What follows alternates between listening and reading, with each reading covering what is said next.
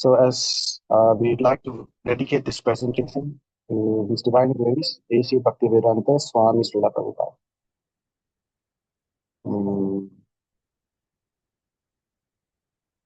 Let's join with the Mangalacharya.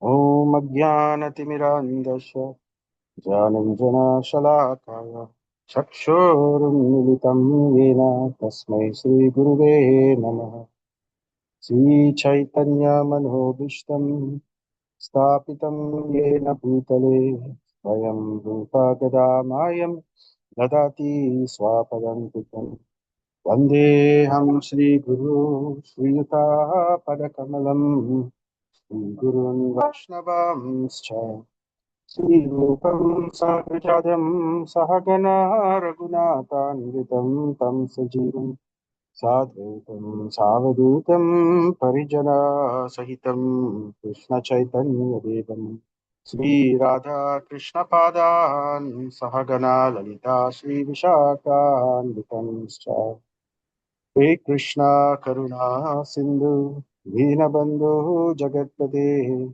Gopesha Gopika Kanta Radha Kanta Namaste Jayatam Shratau Pangor Mama Manda Matirgati Mat Sarvasva Padam Bojo Radha Madanamo Divya Kindaranyo Kalpadrumadaha Srimat Ratna Gado Simhasanausto Sriman Radha Sri Govindadevo Prashtali Vihi Sevyamano Smarami Sriman Rasa Rasarambi Vamsivata Statastitaha Karshan Venur Sanair Gopi Gopinatha Shriyestinaha Taptakanchana Gaurangi Radhe Vrindavaneshwari Vrishabhadu Sute Devi Namami Haripriye Jai Shri Krishna Chaitanya Prabhu Nityananda Shri Advaita Gadadhara Shri Vasari Gaura Bhakta Vrinda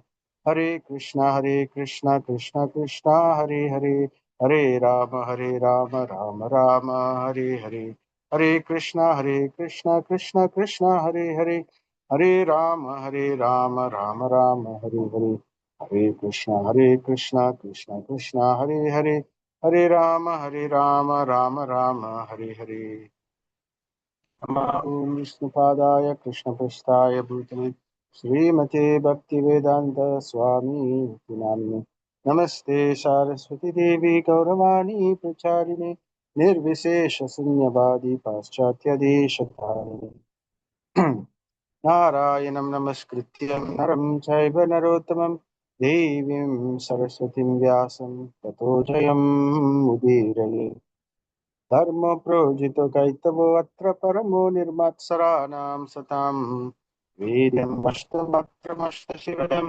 Tapatrayon Moolanam. This Bhagavata Purana is understandable by those devotees who are fully pure in heart. The highest truth is reality distinguished from illusion. For the welfare of all such truth uproots the threefold miseries. Srimad Bhagavate Mahamuni Krite Kim Va Pareshwarah Sadhyo Hridi Avarudyate Atra Kritibihi Sushrushrubhi Stakshanat. This beautiful Bhagavatam, compiled by the great sage Vyasadeva in his maturity, is sufficient in itself for God realization. What is the need of any other scripture? As soon as one attentively and submissively hears the message of Bhagavatam, by this culture of knowledge, the Supreme Lord is established within his heart. Nigamakalatarorgalitam phalam sutamukaram vritabhravyasamritam vibhata bhagavatam rasamalayam muhuraho rasika purvipavakaha Nastaprayeshu abhadreshu nityam bhagavata sevaya bhagavati uttama shloke bhaktir bhavati naishtaki idam bhagavatam manama Puranam Brahma Samhitam Uttama Shloka Charitam Chakara Bhagavan Rishihi Nishreyasaya Lokasya Dhanyam Swasti Ayanam Mahat. The Srimad Bhagavatam is the literary incarnation of God, and it is compiled by Srila Vyasadeva, the incarnation of God. It is meant for the ultimate good of all people. and it is all successful, all blissful, and all perfect. Pai me ananda vishaya matir madhupati asakrit ratim udbahatat ada gange vaugam udandati. O Lord of sweetness, as the Ganga forever flows to the sea without hindrance, let my attraction be constantly drawn unto you alone, without being diverted to anyone else. Namo Vishnupadaya Krishna Prasthaya Bhutale Srimate Bhakti Vigna Vinasha Narasimha iti namine. Namaste Narasimha iti namine.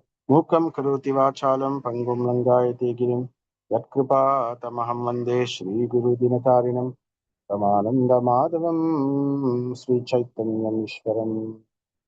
Om Tat Sat. Sorry. Okay. Hare Krishna, everyone. Welcome to our Srimad Bhagavatam session. Hope you had a good week. So we are now continuing with session. This is Canto 2, and we are looking at chapter 5. So we started chapter 5 in our previous session. So this is now going to be part 2. But let's recap quickly what we have done in our first part. So in the first part, we started with Narada Muni putting very intelligent inquiries into creation and the creator. He wants to know about the creation. So, and he also wants to know about the creator. But first, he wants to know about the creation. He says, few things he asks, right? First, he says, tell me yat rupam. What is the symptom of the manifest world? What is the symptom of this universe, of this creation? Yat tattvam. What are the ingredients of that material creation? And then he wanted to know, yat adishtanam. What is the background or the foundation? You know, the material creation is created. On what foundation is it standing? And yat shrishtam. Yat shrishtam means how is it created? The word shrishti. Shrishtam comes from shrishti. Shrishti means to create. So how was it created? And yat shamstam. Samstam means how is it maintained, protected, or how is it conserved? Creation is one thing, but to maintain is the big thing, right? So how is it maintained? And then yat param. Who is the one who is controlling it ultimately? Okay.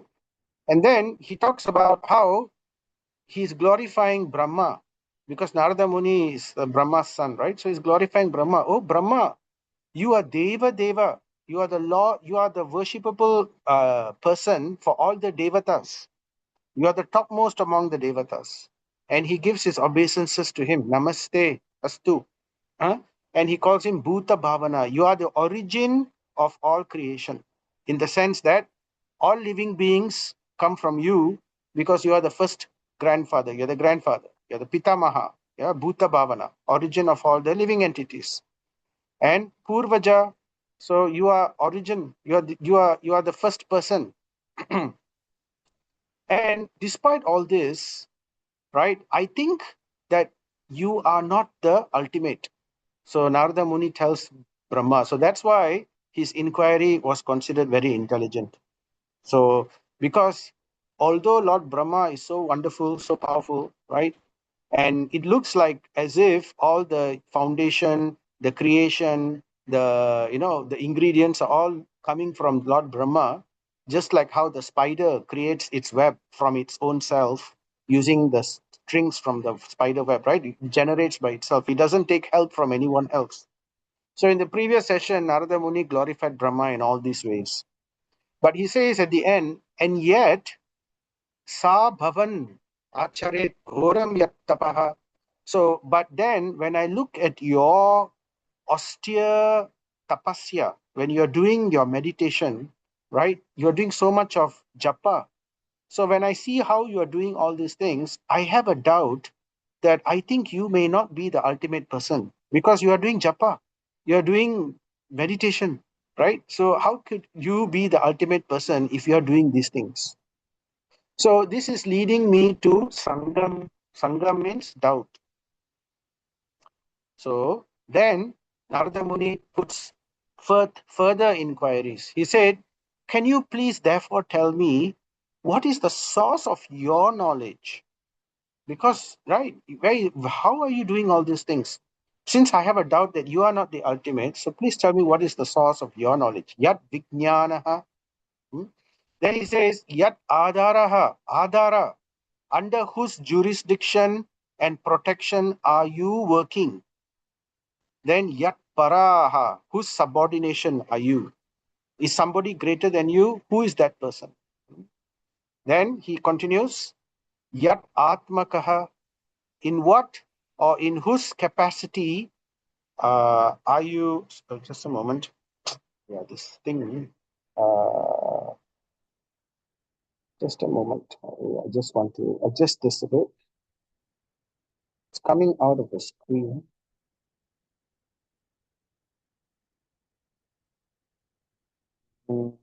Just a moment. Yeah, it's not adjusting.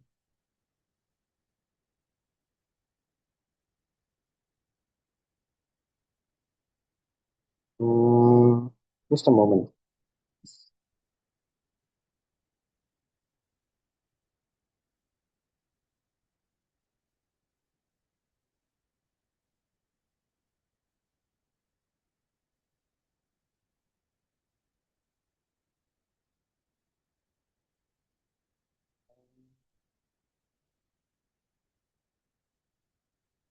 Is this happening?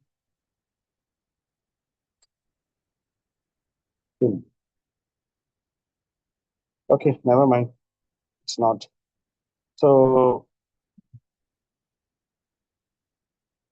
all right. So, yeah. So, Yat Atmakaha. So, in what or whose power are you using? Right. So, Narada Muni puts all these questions to Lord Brahma. So, these were the questions, right? And then we hear about how Narada Muni is saying, okay, sorry, then Brahma replies. So after putting all these questions, so Brahma responds. So he says, he reveals the actual position of himself. He tells that first of all itself, he says, I am subordinate. I am not the top. I am under Bhagavat Virya. So in other words, under the Lord, under Krishna. So Bhagavad Virya means that person who is most powerful. So I'm actually subordinate to him. And he also says, yes, you are right in one sense, because I do create, but I am the secondary creator. So I'm not the original primary creator. I'm the secondary creator.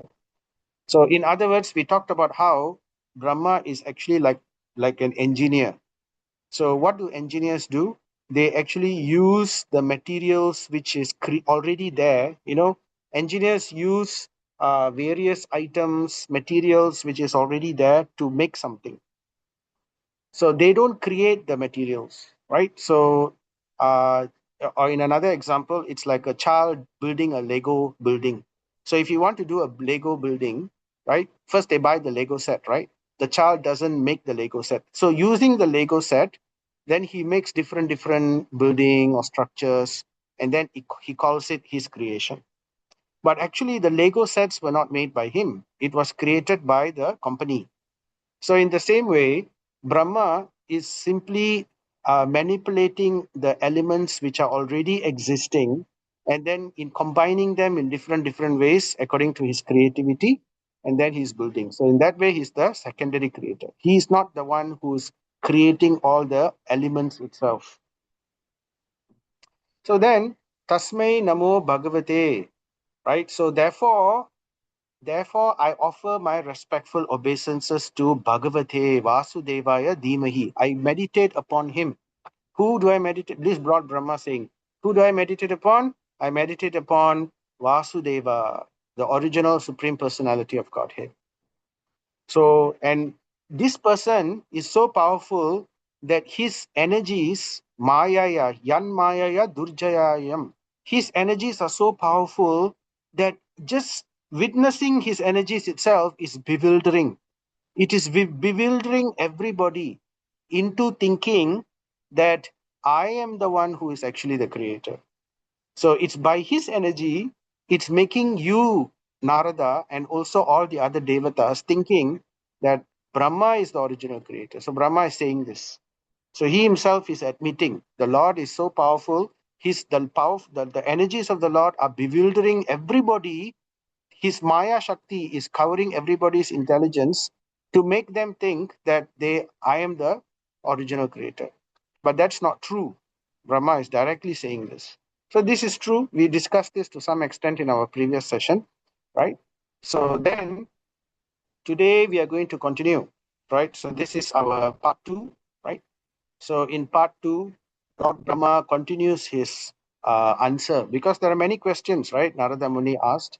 So Brahmadev is going to give one by one.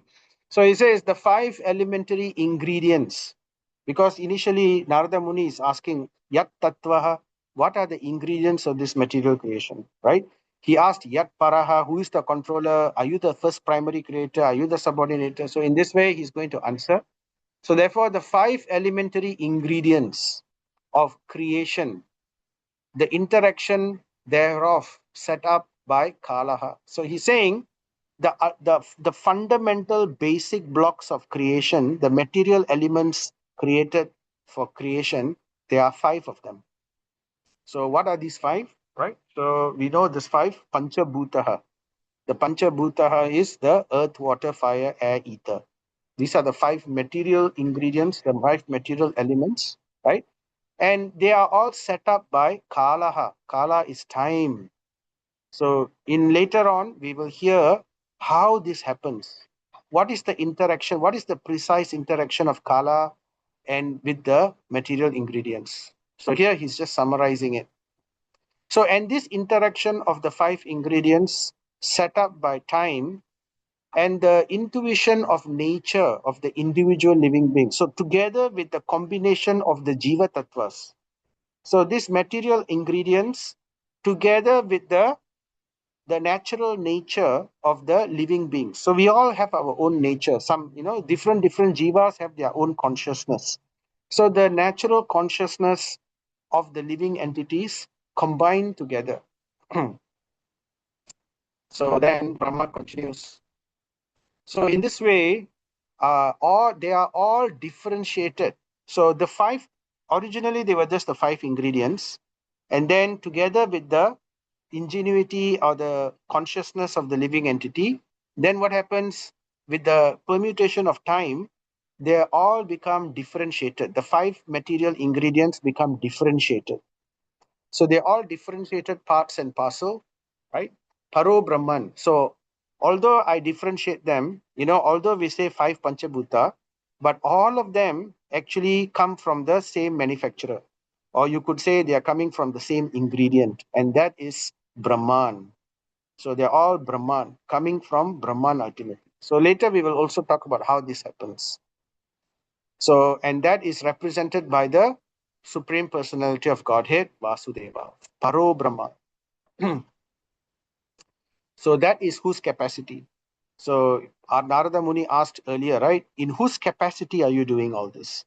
So he's telling that Param Brahman, Vasudeva, from his capacity, his energy is allowing all these material ingredients to occur. And therefore, with the permutation of time, they are differentiating into different elements, further into different combinations. So then Brahma continues, and in truth, Narada, without Vasudeva, there is no other separate value in them. Artha. All these material ingredients, all this differentiation, there is no artham, there is no value in all of them if not for Vasudeva. So it's a clear indication, Therefore, Brahma will continue after that. There will be a very nice prayer Brahma will give after this in relation to this. So Prabhupada comments, all things, whether products of the external, internal, or marginal energies of the Lord, are simply displays of some of the same effulgence of the Lord. So this energy, what is the source of this energy? Previously we have mentioned the Lord has spiritual energy and the Lord has material energy, right? Antaranga Shakti, Bahiranga Shakti. And a splinter, in one sense, you could say, of the superior energy, the Antaranga Shakti, is the Jiva Tattvas. But the Jiva Tattvas are a little different because they can associate with either higher energy or the lower energy. So because of this speciality, they carry a separate category by themselves called Tatashta Shakti or intermediate Shakti. So therefore, Antaranga and part of Antaranga is Tatashta to the extent that they are differentiated now. So Antaranga and Tatashta and Bahiranga Shakti, the third, which is the material energy. But all these energy categories, now these are categories of energy. The Lord's energy, don't say the Lord's energy is only three. The Lord's energy is unlimited, but they can be categorized into these three categories. Okay. So, but these energies are all coming from where? They are all coming from the Brahman effulgence, the Brahma Jyoti, which is the effulgence of the Lord. So the Lord's effulgence is the Brahman, and the Brahman is the source of the energies of the Lord. So all the energies of the Lord come from the Brahman, which is itself being supported by the Supreme Lord. So Brahman is part and parcel of the Supreme Lord, and Brahman cannot exist without the Supreme Lord. You know, have you ever seen a source of light? Let's say we talk about energy, let's talk about light. Have you ever seen light which comes without a source? No, right? If you see light, it comes from a light bulb, or it comes from the sun, or it comes from some source. So the Brahma Jyoti has its foundation upon the Supreme Lord. So that's just the effulgence of the Lord. So therefore, in one sense, it's part of him. It is the effulgence of the Lord coming from him. And it carries the energies of the Lord inside. So all the Antaranga, Bahiranga, and Tatashta Shakti carries those energies. So in that way, right, Prabhupada says they're all part of the Lord. They're simply displays of the same effulgence of the Lord. Just as light, heat, and smoke are all the displays of fire. None of them is separate from fire. So this is a nice analogy, right? You don't separate light, you don't separate heat, and it's all part of that fire. But the fire is the complete whole, right? So you cannot just say light alone, or you cannot just say heat alone, right? So the fire is the complete whole. So like in that sense, Bhagavan is the complete understanding of the Supreme Lord. Brahman is just one part of the understanding of the Supreme Lord.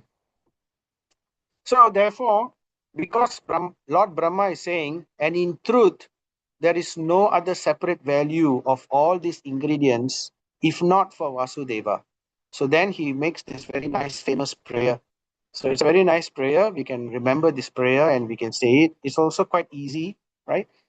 Narayana Paraveda, Deva Narayana Angaja, Narayana Paraloka, Narayana Paramakaha. So he's saying all praise, right?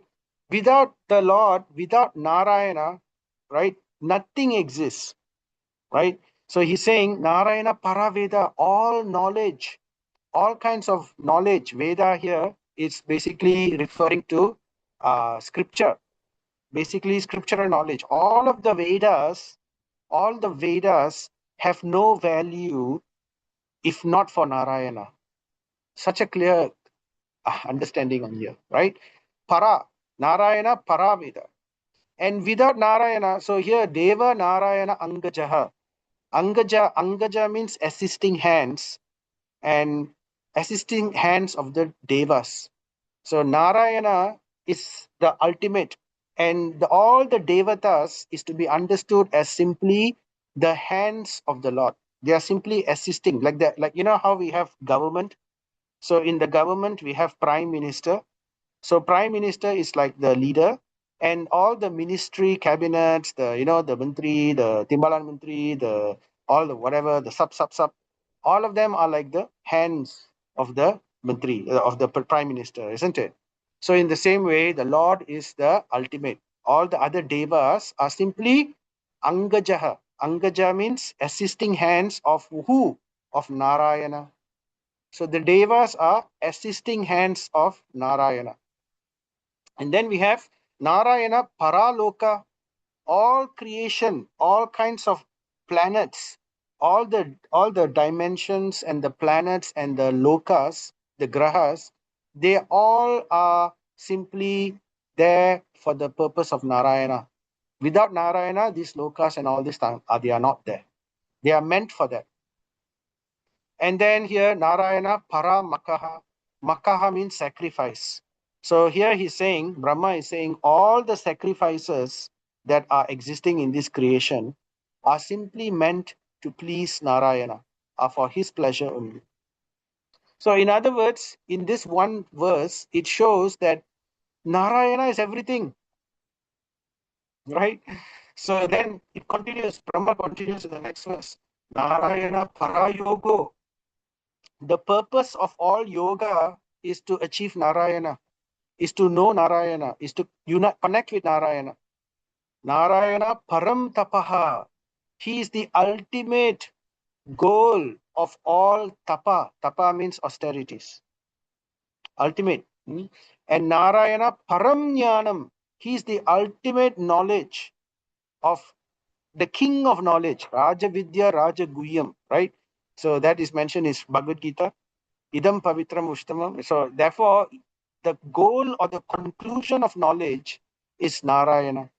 And the knowledge which brings one to Narayana is that king of knowledge. That's Bhaktila. And then he says, Narayana Paragatihi, the ultimate goal of everything.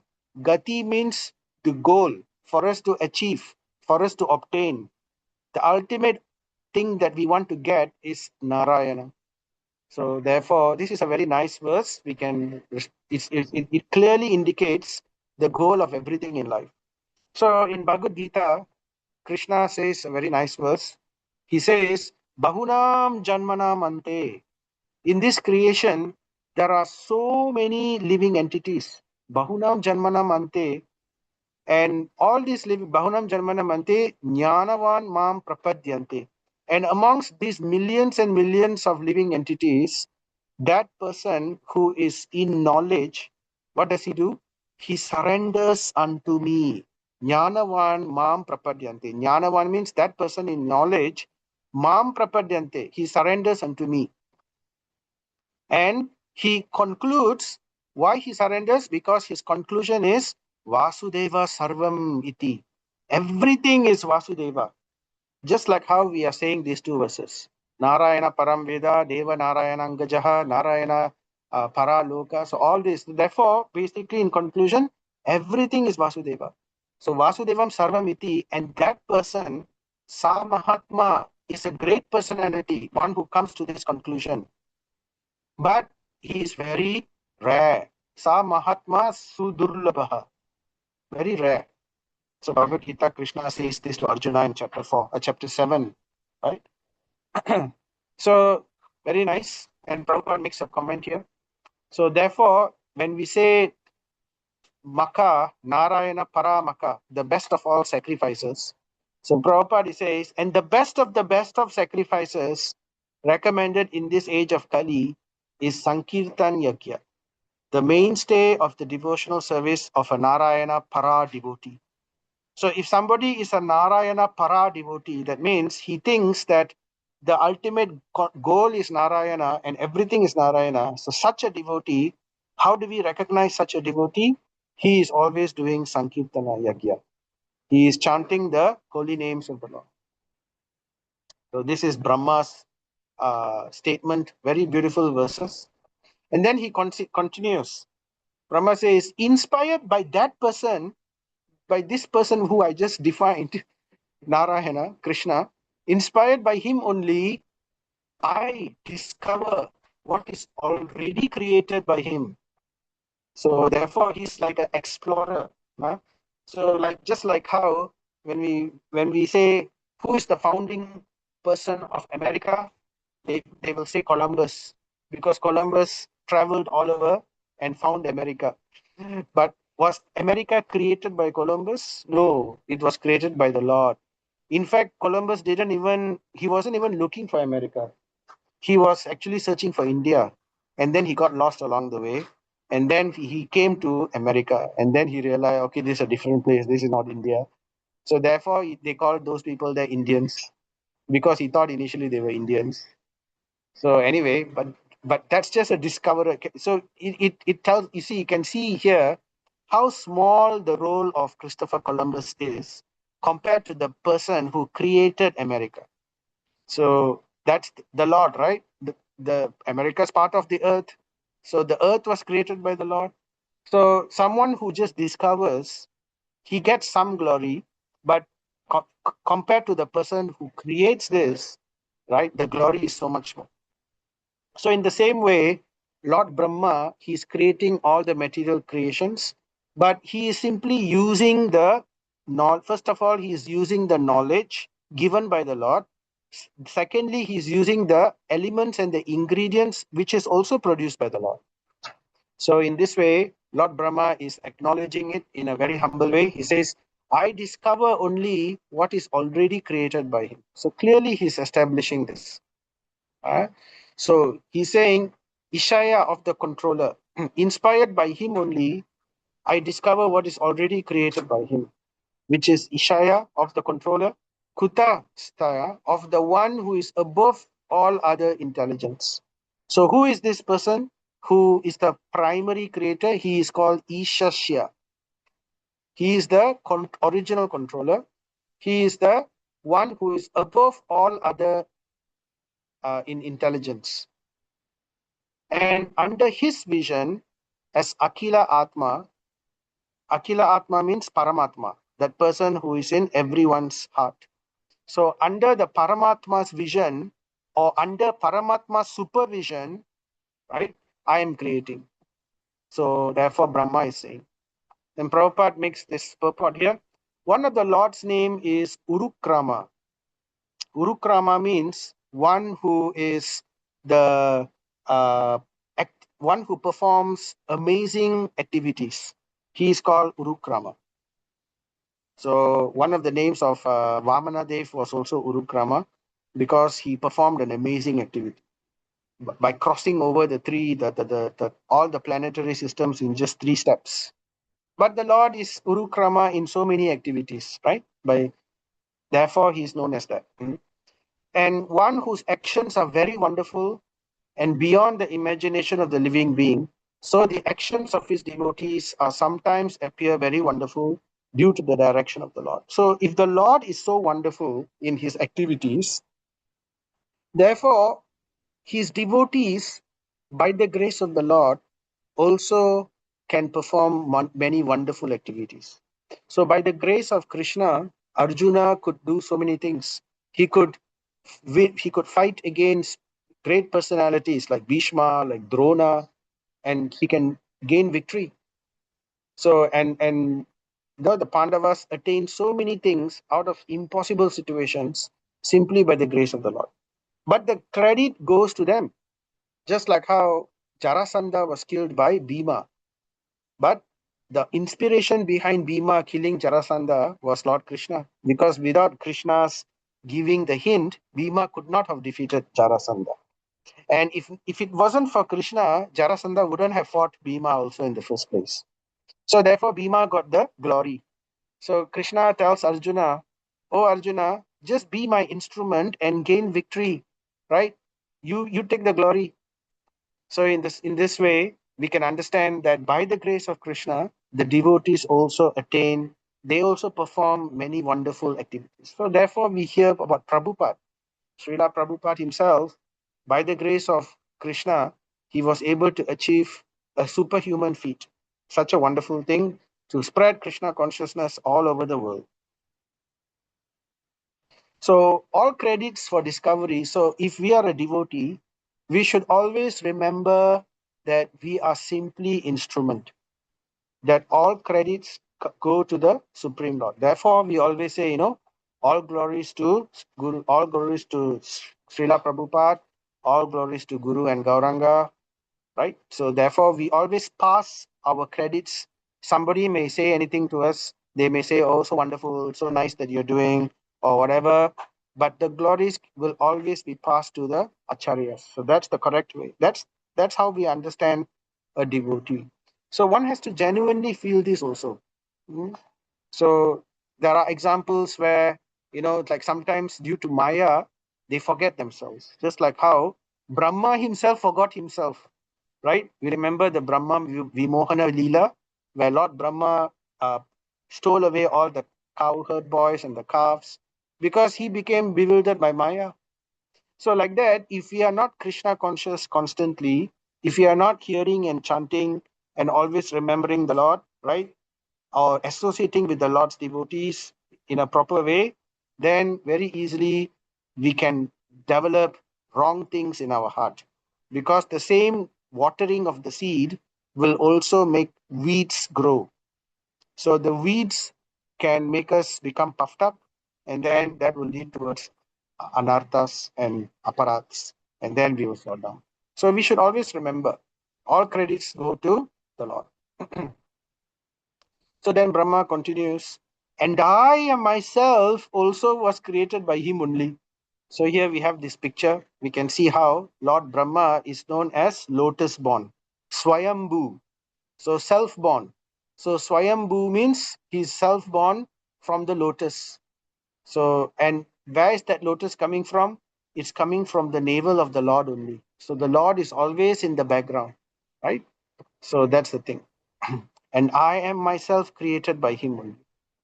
And then Lord Brahma continues. So there's this nice verse he says to Narada Muni, Sattvam Rajastama iti nirgunasya gunastayah sthiti sarga nirodeshu grita mayaya vibho. So here he says, the Supreme Lord is the pure spiritual form.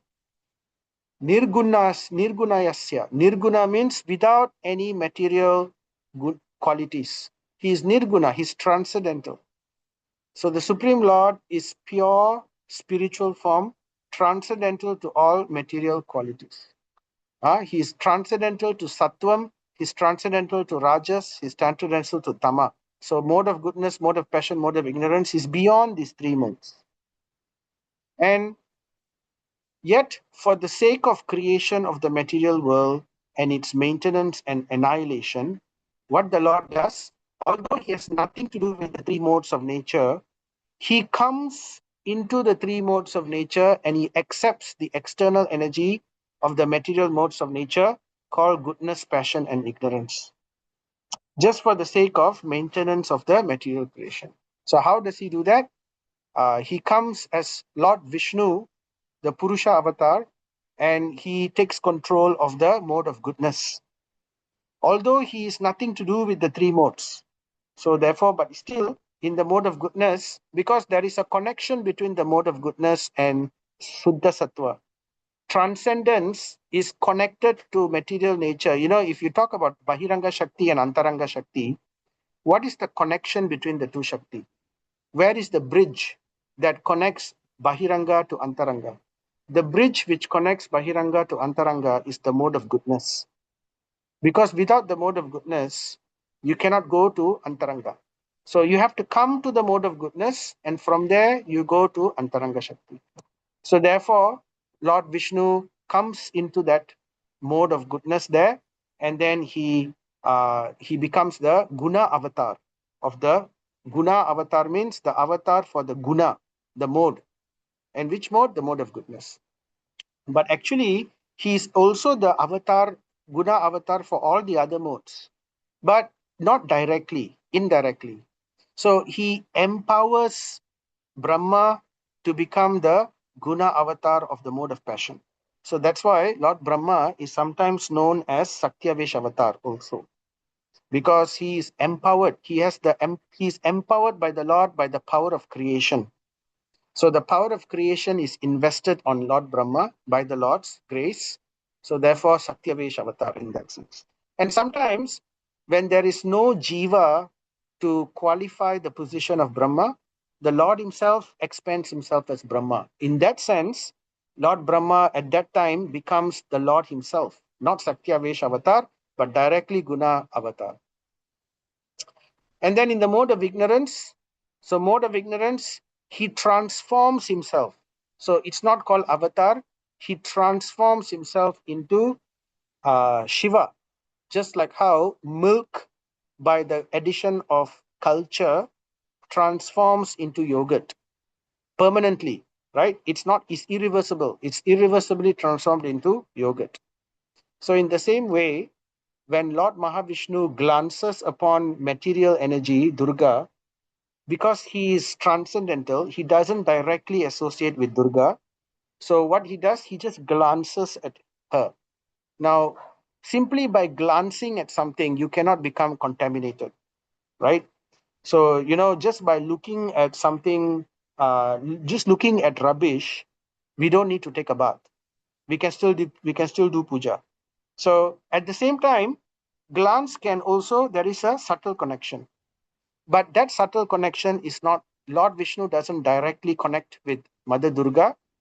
Lord Vishnu transforms into Shiva and then unites with Durga. So therefore, he is described as Shambhu.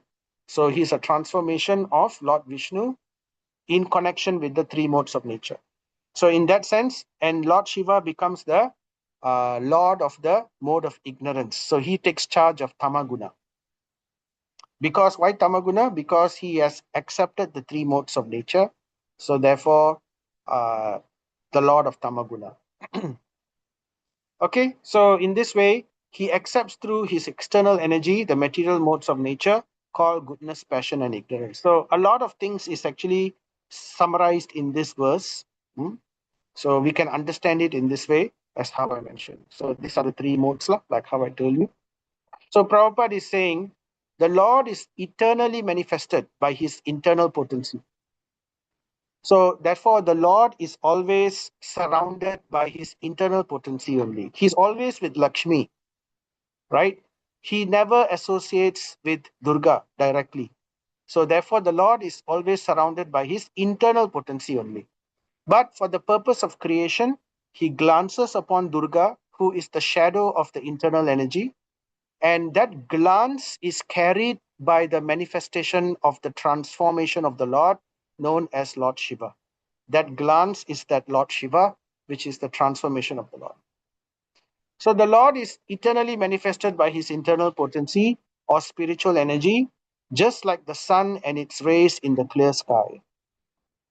So the rays are like the Brahma Jyoti, and the sunshine, when the sunshine enters into the earth atmosphere, right?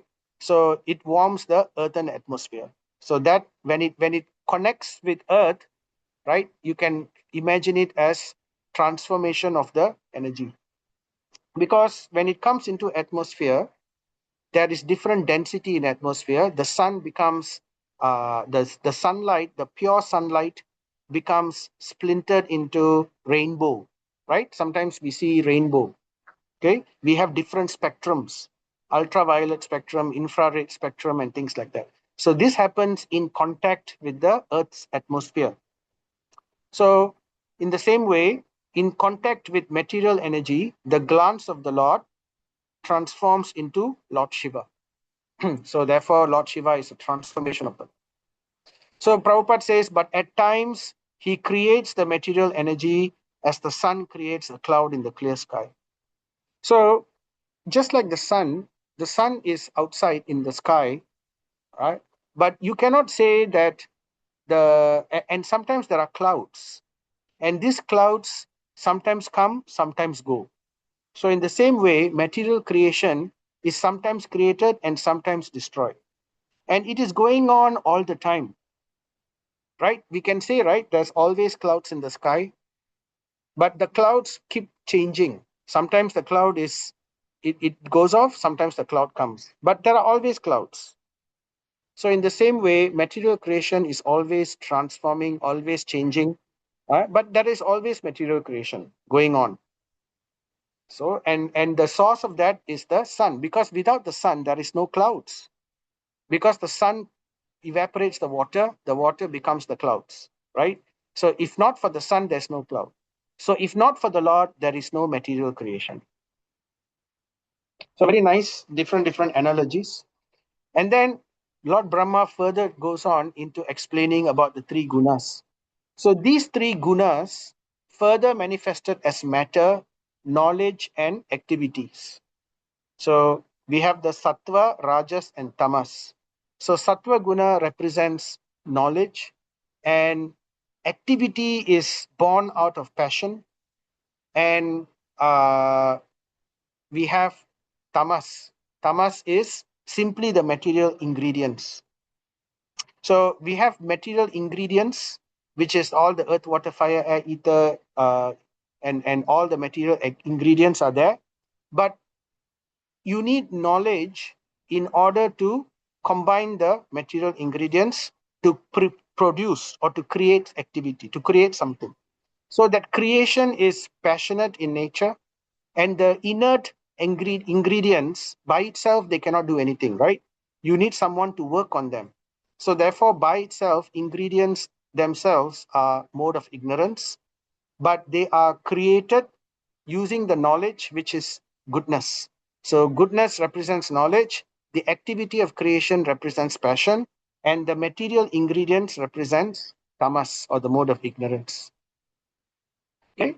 And Lord Brahma continues, but the three guna further manifested as matter, knowledge, and activities put the eternally transcendental living entity under conditions of cause and effect.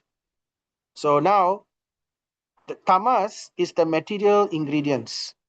Lord Brahma, what he does, using the knowledge which is given to him by the Lord, he creates using the material ingredients and produces many bodies, different types of bodies.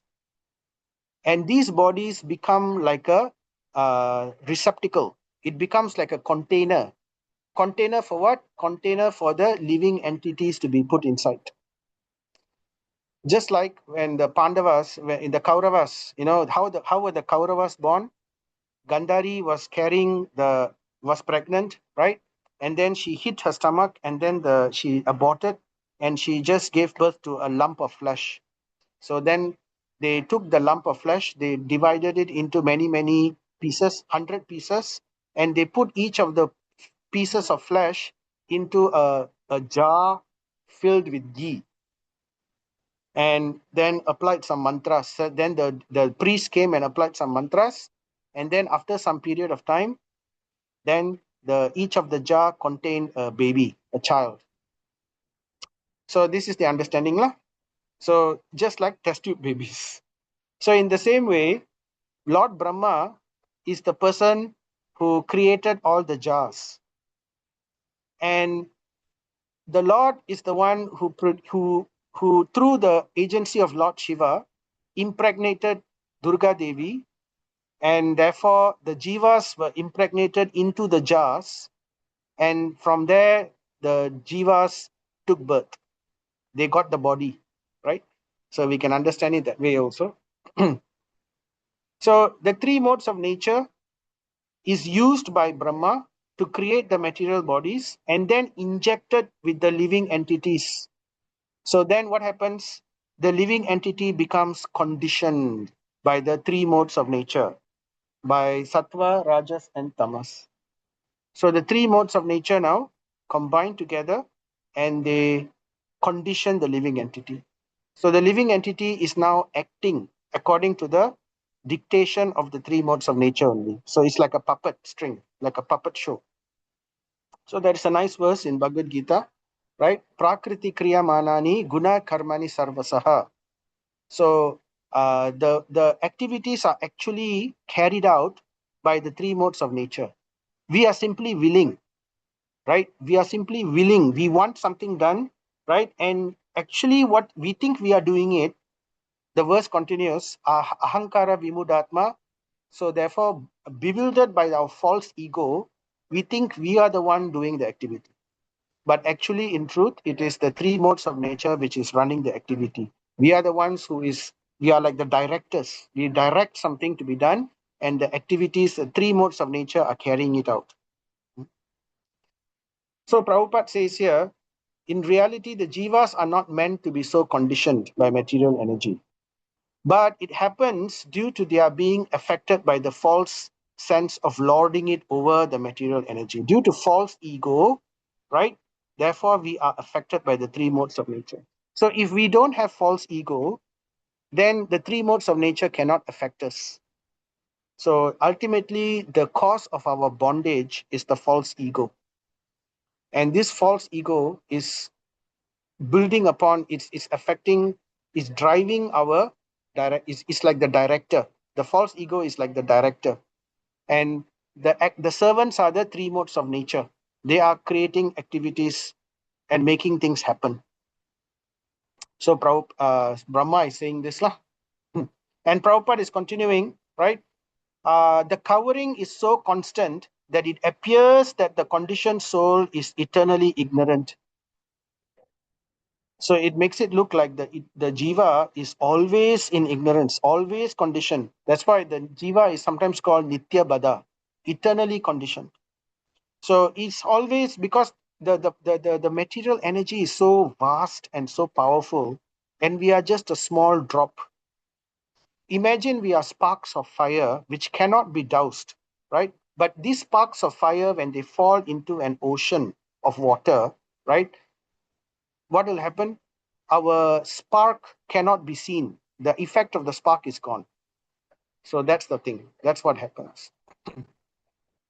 So then Brahma continues, oh Brahmana, he's telling Narada Muni,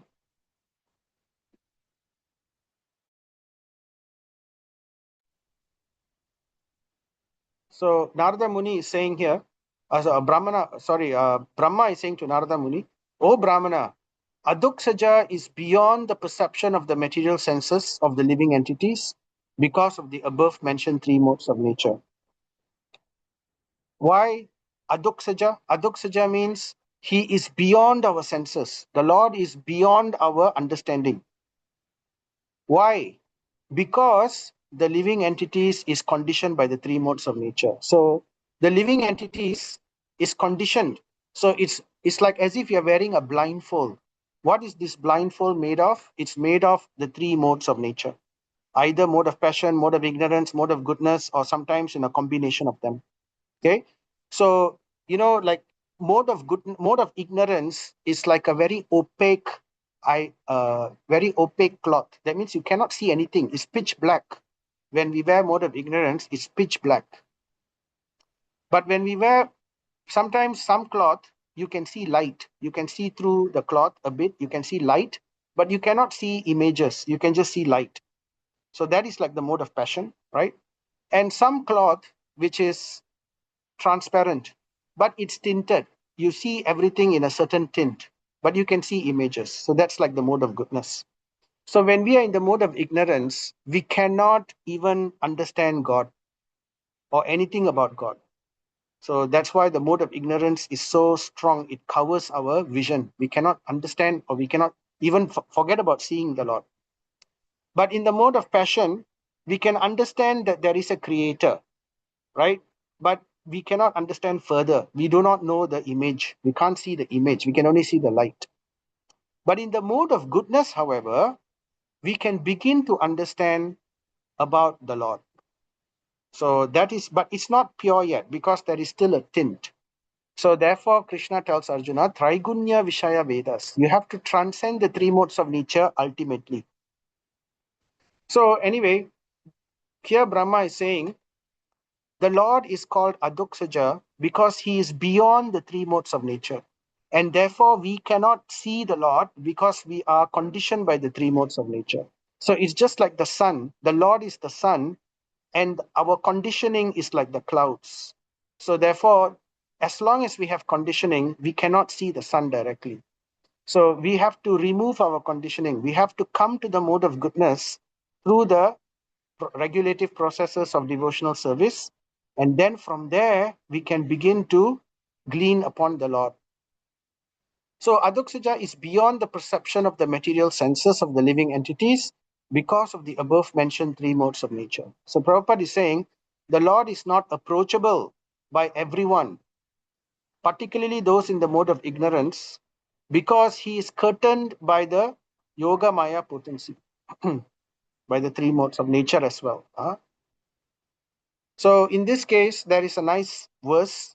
So being mode of ignorance is one thing, but even if we are in the mode of ignorance, if we take up devotional service, what will happen is very quickly our three modes will fall away. We will come to the mode of goodness, and then from there we can transcend. So that's the understanding.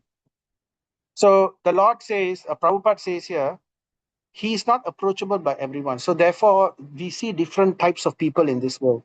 Sometimes we have Mayavadis. So Mayavadis, they cannot understand the Lord also. And here it's described that the Prabhupada gives a very lengthy purport. He talks about how even the Mayavadis' understanding is made up of the three modes of nature. Because it is not transparent. They have covered the meanings of the Vedas with their own interpretation. Shankaracharya's Mayavada Bhasha, his Sariraka Bhasha, which is Mayavada interpretation, has covered the meaning of the Vedas.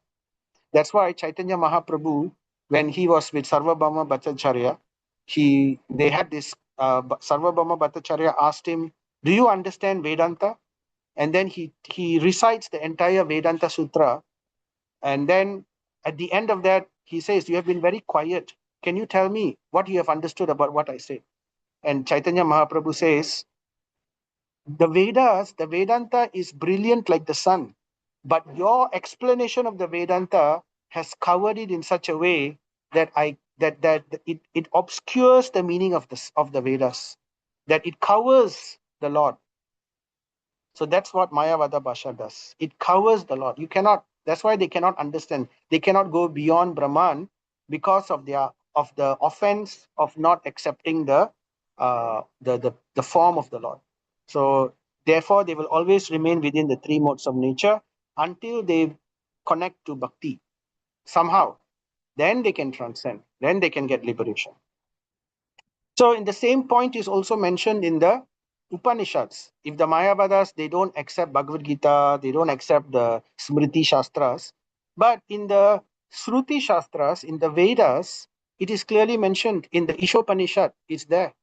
So here in the Ishopanishad, I think it's mantra 15, if I'm not mistaken, one of the later mantras. So there it says, Hiranmayena patrena satyasya pihitam mukham tat tvam pushan apapranu satya dharmaya dristaye. So here it says that, oh, the Lord's face is covered by Hiranyamayena patrena. That means the curtain, the Hiranya means golden, effulgent. The golden effulgent curtain of Maya, the Shakti of the Lord, which is golden and effulgence, right? Earlier we mentioned, right, the Brahma Jyoti, right? It covers the face of the Lord. So therefore, your real face is covered by the dazzling effulgence. So kindly remove this curtain, remove this covering, and exhibit yourself to your pure devotee. So this is there mentioned in your Ishopanishad. And then the following verse after that, it says also, again it says, please remove your effulgence of your transcendental rays so that I can see your form of bliss. So Purusha means form. Your Asau Purusha, your blissful form. Let me see that. Give me the darshan of your real form. Remove this curtain. So this is a very clear indication that the Lord has a form. So that's why Srila Prabhupada, actually one of the first books that Srila Prabhupada wrote in the West is Ishopanishad. He gave a lecture actually in London in a hall, and the contents of that lecture is made into the Ishopanishad. That was the introduction lecture. And then from there, he gave lectures, and each of those lectures were him discussing the purport of the mantras. So the Ishopanishad mantras, and that was the first book which was distributed in the West. So you can see how Prabhupada saw this as very important. Because there are a lot of people out there, Mayavadas and all that, they don't accept Smriti Shastras. So they will say that, oh no, we will only look at the Vedas. We won't look at Bhagavad Gita. So to defeat these people, therefore he gave this the Ishopanishad, the topmost, the foremost of all the Upanishads. And then Brahma is also re-establishing. He says, so he is beyond the three modes of nature and nobody can see him as long as they stand within the three modes of nature, right? But he is Sarvesham Mama Sarvesham Mama Chesvaraha. Cha Isvaraha. It comes from the word Cha Isvara. So Brahma is saying, but he is nevertheless, he is Sarvesham. He is the Lord of all creation. And he is also my own Lord. Mama Cha Ishvaraha. He is my Lord, my controller. He is the Lord of everything, and he is the Lord of everyone, and he is also my own Lord. So he says that, Prabhupada. And the Lord is also very merciful, right? This verse says that, the Lord is covered by the three modes of nature and not revealed to others. But this is where the Lord's mercy is so wonderful, that he comes in the Archa Vigraha form. So the Archa Vigraha is the murtis of the Lord, right? And these murtis are made by the three modes of material nature only. They are made by material ingredients. They are made by wood, they are made by stone, they are made by jewels, they are made by marble, stones, metal, right? Paint. So in this way, sand. So in 7 ways, the Lord's murti can be made according to the scripture. And all of them, though they are made from material elements, they can be transformed into spiritual element. They can be transformed into spiritual energy. By the spiritual energy, they are transformed. It becomes transcendental by the request of the pure devotee. So when the pure devotee comes and he requests the Lord to kindly remain within this murti, then the murti becomes a deity, a vigraha. So the Lord actually comes there. So although it is made out of material energy, stone, wood, jewels, or whatever, right? But once installed, that murti of the Lord is transcendental. It is offensive to say that the murti is made of material elements after that. So how he can do that? The Lord can do this. He has this power where he can convert material energy into spiritual energy. Why? Because all the energy is coming from the same source only, Brahma Jyoti. So in that sense, they are all spiritual, even material energy, because ultimately it is coming from the Lord only. So everything that comes from the Lord is ultimately in that sense spiritual, but we can differentiate a little in the sense that material energy keeps changing. It is not constant and it's not conscious. So then we continue. So Lord Brahma then gives the next verse. Kalam karma svabhavam cha mayesho mayaya swaya atman yudrachaya prapram vibhubushu upadyate. The Lord who is Maya Ishaha. So here the Lord Brahma is making it very clear. Though there are so many energies and so much of power in these energies, but do not mistake, Narada, that the Lord is Maya Ishaha. He is the controller of the energies, never the controlled. He is the Lord of the energies, Maya Ishaha. So the Lord who is Maya Ishaha thus creates by his own potency, eternal time, Kala. So how he creates Kala? He actually expands himself as Kala. So Kala is a representation of the Lord. And this is mentioned, this is said in Bhagavad Gita, right? Kala aham kala aham, sorry, what he says, aham kalasmi. Yeah, aham kalasmi. I am eternal time. Right? So he creates Kala. He also creates through this the fate of all living entities, karma. So Kala, karma, and their particular nature for which they were created, swabhavam. So each living entity has its own nature according to his karma, and under the purview of time, the living entities inside the container of the material bodies made of material ingredients, they act out their desires. They act out whatever they desire. and he again merges them independently. So after creating, he destroys everything and merges them back into the original element, single element. So this creation and merging continues again and again and again. It's always going on.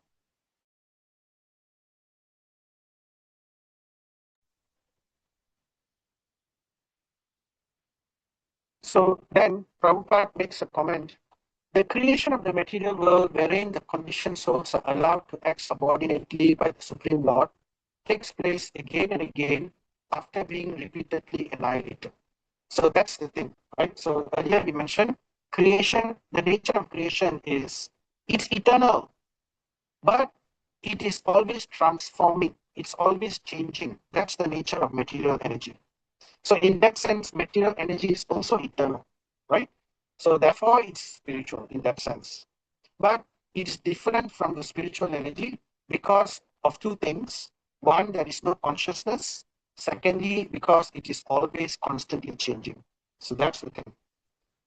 So it takes place again and again. Material creation takes place again and again. So the Lord glances upon material energy, and then material energy awakens.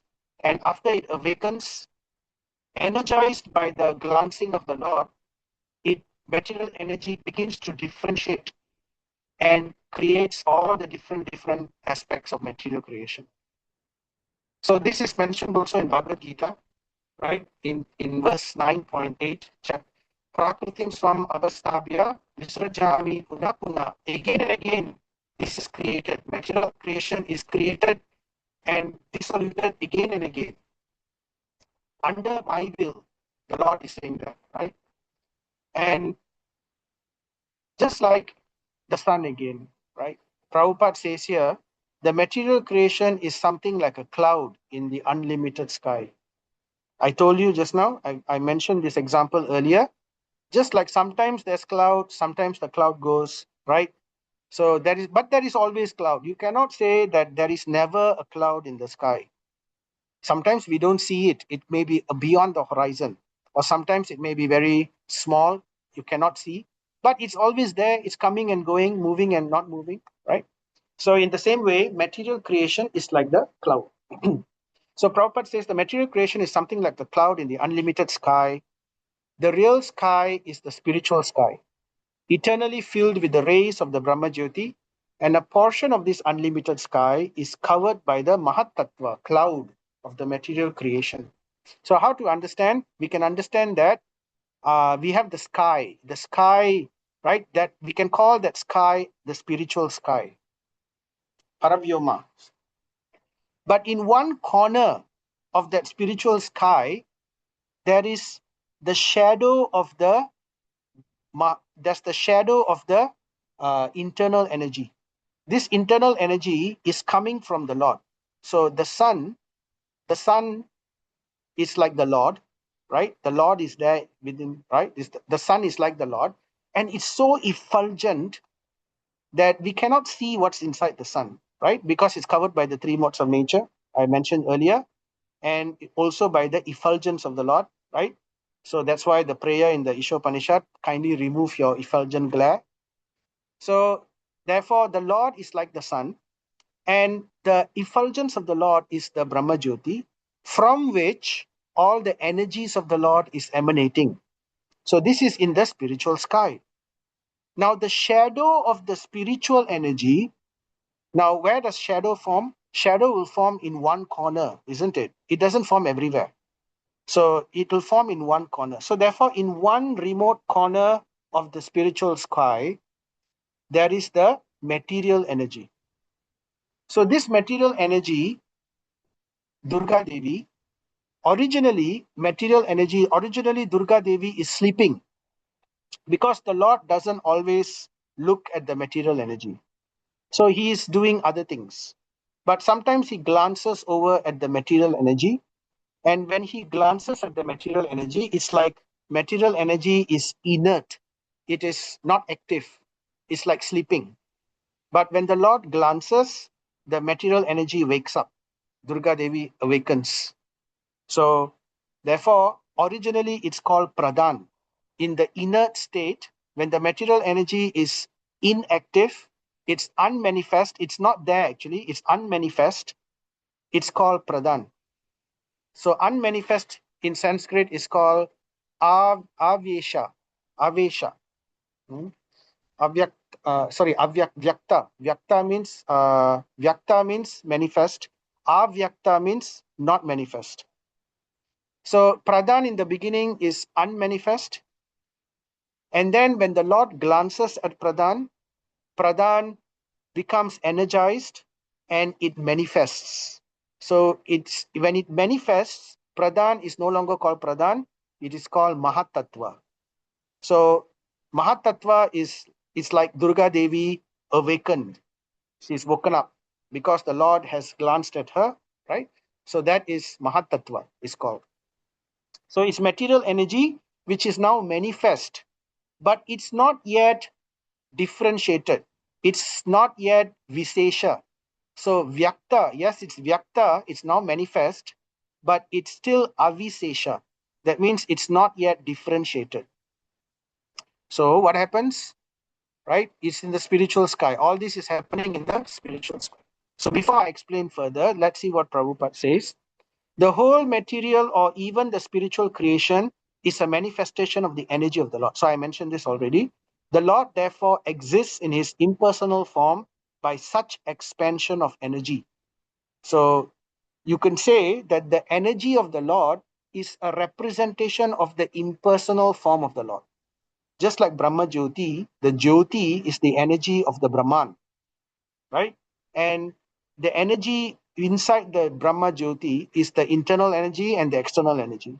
So you could say the energy is a manifestation of the Lord in one sense. So therefore, the Lord exists in his impersonal form by such expansion of energy. And the complete creation rests on his impersonal feature because the complete creation, material creation, lies in the material energy slab. Spiritual creation lies in the spiritual energy slab. So in that sense, the Lord is always aloof from creation. So therefore, he is Purusha. He doesn't do work. His energies do work. So, but yet he is the controller of the energies. He is the Lord of the energies. And he is given credit for the as the ultimate creator, although he doesn't do work. So this is the inconceivable potency of the Lord. Very nice, isn't it? The Lord does not do work, and yet he does work. So therefore, the Lord exists in his impersonal form by such expansion of energy, and the complete creation rests on his impersonal feature. Nonetheless, he keeps himself distinct from such creation as the Puman, as the original person. So this point is important. He is always distinct and separate from his creation because his business is just to enjoy. He doesn't do work. So creation is heavy work. So therefore, the energies does all these things, not him, but by his order, by his will. So in Bhagavad Gita, the same point is also mentioned. 9.4, Maya tatam idam sarvam jagat avyakta. See the word avyakta, murtina. Matstani sarva bhutani na chaham tesu avastitah. So by me, in my unmanifested form, avyakta murtina, in my unmanifested form, this entire universe is pervaded. So the Lord doesn't directly involve himself within this material creation. So therefore, he is avyakta murti. But still, everything, idam sarvam, everything, idam sarvam jagat, all the creation in this, everything in this creation comes from him. All beings are in me, but I am not in them. So the same point is mentioned in Bhagavad Gita 9.4. Okay? And in 9.5, he also mentions, Nachamat stani bhutani pasyami yogam aishwaram. And yet, everything that is created does not rest in me. Right? Again, he's mentioning this. So, important point, we have to understand this distinction. So then Krishna after that says, behold my mystic opulence. So therefore, he is achintya shakti. He is achintya. He is adoksaja. He is unlimited and he is inconceivable. So he's so wonderful in his power, right? This is called paradox. He can do opposite things at the same time. And then he says in Bhagavad Gita 9.9, "O Dhananjaya, even though all this work is ultimately coming from me, because I am separate from it, because I am distinct, I am aloof from my creation in this way, right? All this work cannot bind me." So that's why the Lord is always separate. Therefore, he's always transcendental. He is never bound by his creation. "I am ever detached from all these material activities, seated as though neutral." So the Lord, this is the wonderful position of the Lord. So therefore, nobody should ever blame the Lord for anything, because he is distinct. And whatever responsibility is done by the jivas, the jivas make the decision. The prakriti carries out the order according to the jiva's decision. And the jiva's decision is yet again controlled by the prakriti only, by the three modes of nature, according to his karma. So, and why he gets the karma? Because of his desire. So ultimately, the culprit is the desire of the jiva. So the Lord is aloof, separate. He is not responsible. The Lord is only responsible to create the facility only. He made the playground for us by the agency of Durga Devi Shakti. By Maya, by Mahat Tattva, the material playground is created for us jivas to come and play here. So Prabhupada makes it very clear. He says here, so the creation and annihilation of the material worlds is a regular action of the Lord. Okay, that we already know. But just to allow the conditioned souls to play as they like, thereby to create their own fate. See, this is very important point. The jivas, when we leave the child in the playground, we say, okay, now child, take care of yourself, right? I will go and maybe they will sit outside lah, but the child will play. So what he does there is his business.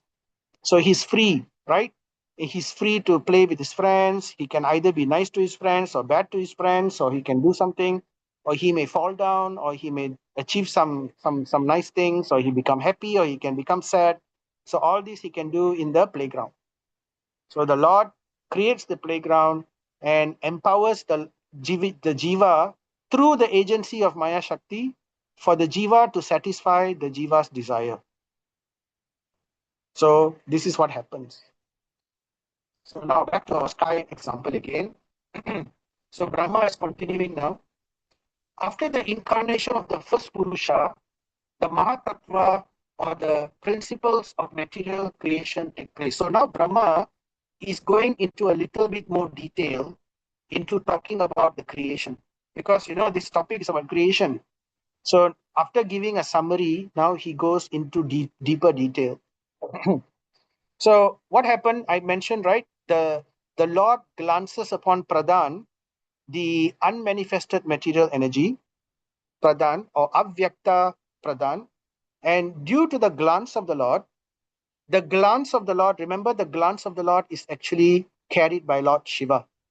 So Lord Shiva combines with Durga Devi, the glance of the Lord. So he's coming from the Lord. So therefore the jivas, the conditioned jivas, is being carried by Lord Shiva. The moment the jivas are inserted in, they enter into Lord Shiva, and that means they become conditioned by ahankara, ego, because Lord Shiva represents the false ego. He puts the false ego in the jivas, and the jivas with their false ego, they get impregnated inside the womb of Durga Devi by Lord Shiva, who carries the glance of Mahavishnu. Okay, so the first Purusha. So the first Purusha is Karana Dakoshayi Vishnu.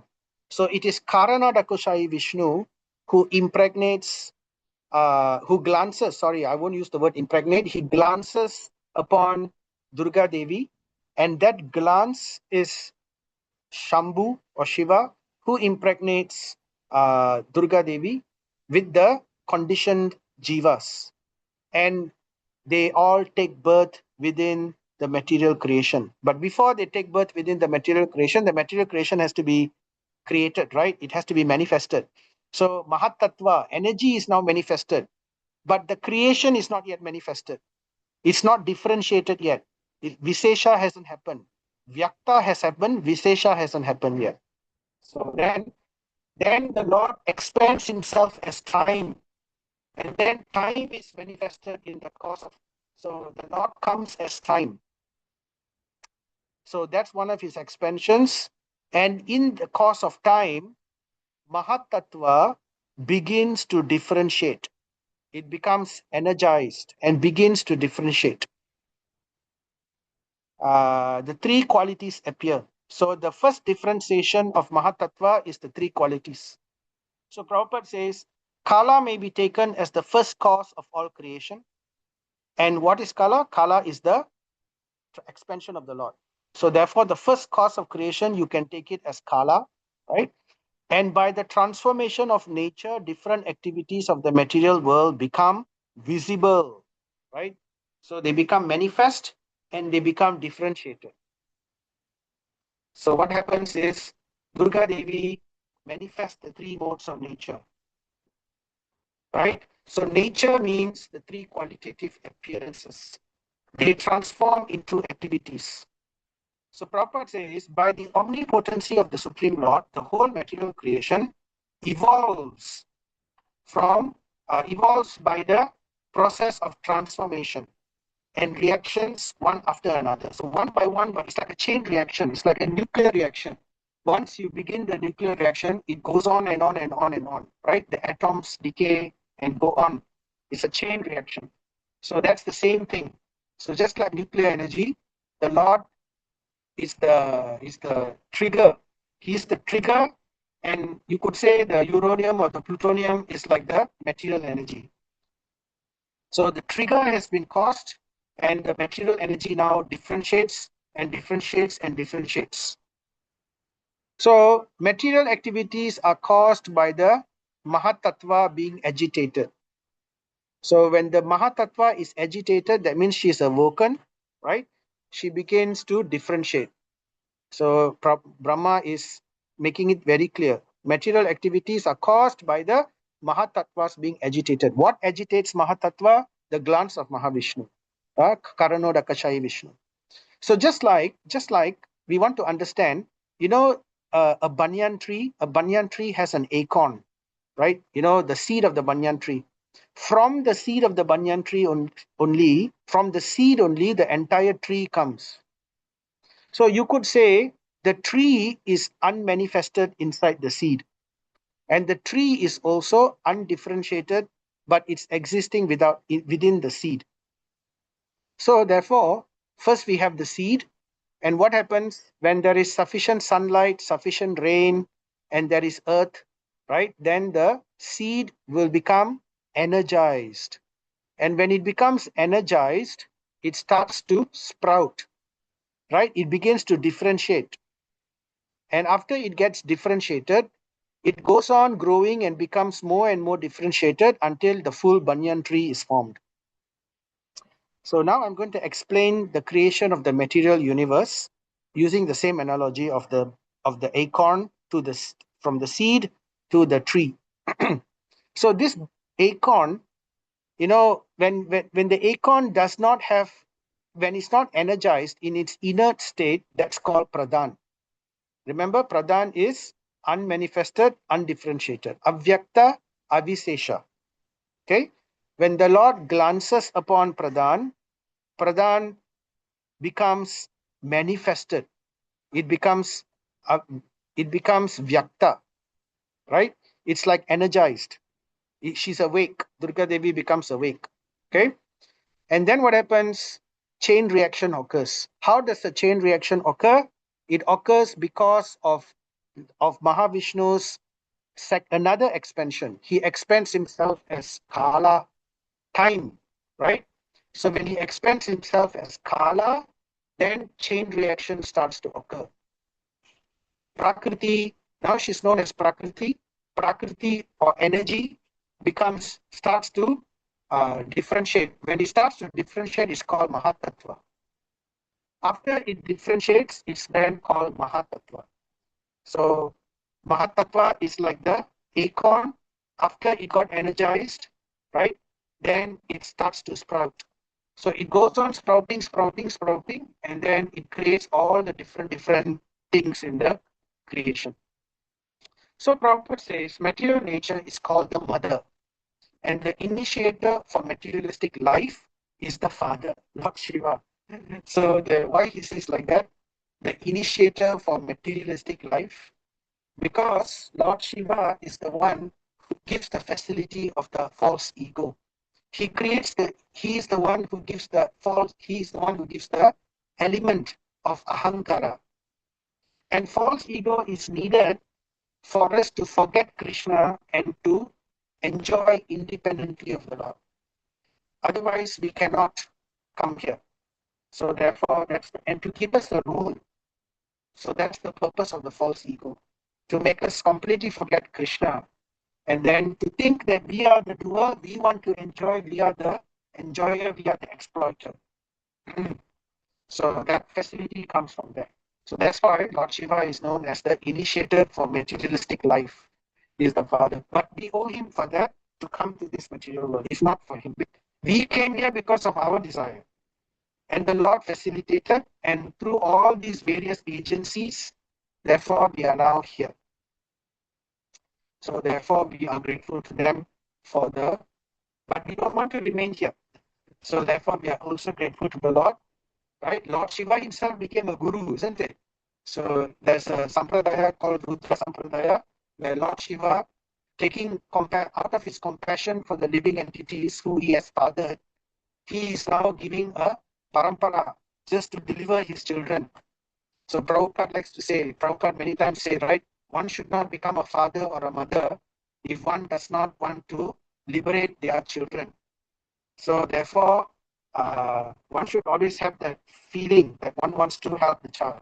So Lord Shiva being our father, so he started his own parampara, Rudra parampara, just so that we can become liberated from the cycle of birth and death and go back to Krishna. So therefore, Brahma continues, at first there is transformation of sattva. Remember we told you that the first transformation are the three modes. So the three modes of nature is manifested, and the first word is sattva. Amongst the three modes, the sattva guna comes first, right? Knowledge. So jnana or knowledge comes from satya guna. And then creation. With knowledge only we create, right? Jnana, therefore rajaguna. And finally, we have the ingredients, the elements, all the ingredients, the earth, water, fire, air, ether, the panchabhuta. These are inert matter. So therefore, tamoguna, no consciousness, right? So this earth, water, fire, air, ether, they combine and they differentiate further to create our sense objects, tanmatras. So the five panchabhuta, they combine and differentiate and permutate to create the objects of our desire.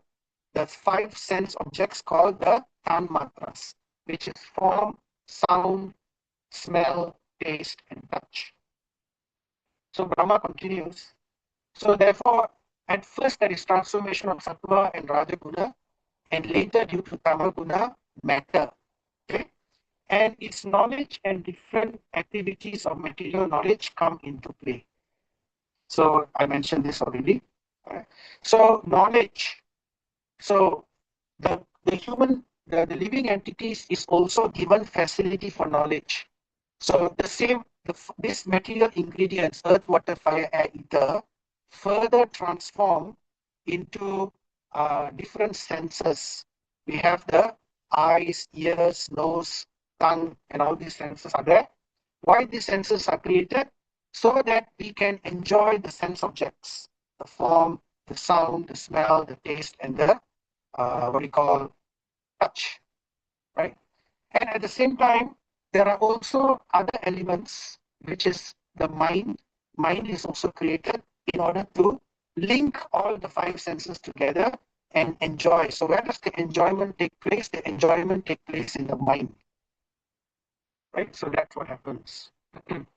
And then, but we want to also interact. We don't want to only receive input. We want to exploit. So therefore, to exploit further differentiation and interaction and combination of the material ingredients, they create what is called now the karmendriyas, the 5 karma indriyas. So there was the 5 jnanendriyas, knowledge acquiring senses. Now with knowledge, the next impetus is to create or to interact or to perform activity. So therefore, from mode of passion, we have the 5 karma indriyas. From the mode of goodness, we have the jnanendriyas. From the mode of passion, we have the karmendriyas. And the sense objects are the mode of ignorance because they are directly made from the elements. So therefore, there is an interaction between the jnanendriyas and the karmendriyas, and this creates more pleasure or pain, depending on the situation. Because why? The living entity wants to exploit the sense objects. So therefore, he uses the sense object, he perceives the sense objects with the jnanendriyas and enjoys them. And he also interacts with the sense objects, the tanmatras, with the karmendriyas and also enjoys them. So this is what the living entity is given facility in this way to enjoy. All right, so very technical topics we are discussing, right? Lord Brahma is going into the detailed aspects of creation. He's just started, so the entire remainder part of Canto 2 will be the details of this. So it's very interesting. And we will talk about this. Don't worry if you feel it's difficult to remember or we can't see. We're going to repeat this many times. So already this, if you have been following, you would see that these pictures are not new. I mentioned them before. So, but after this, what will happen? We will go further, and I will again mention the same thing so we can remember. So it becomes second knowledge to us. We can just tell. So for now, today, we will stop at this verse 23, and then we will go further in our session. The next time, I will try, in the next session, just to give you a prequel, in the next a preview, in the next session, I'm going to show how the karmendriyas and the jnanendriyas, they connect with the mind, and they connect with the intelligence, and they connect with the ahankara, how the combination will take place, right? So for that, stay tuned for next session. Right, so Srimad Bhagavatam Grantaraj, Srimad Bhagavatam ki jai, Srila Prabhupada ki jai.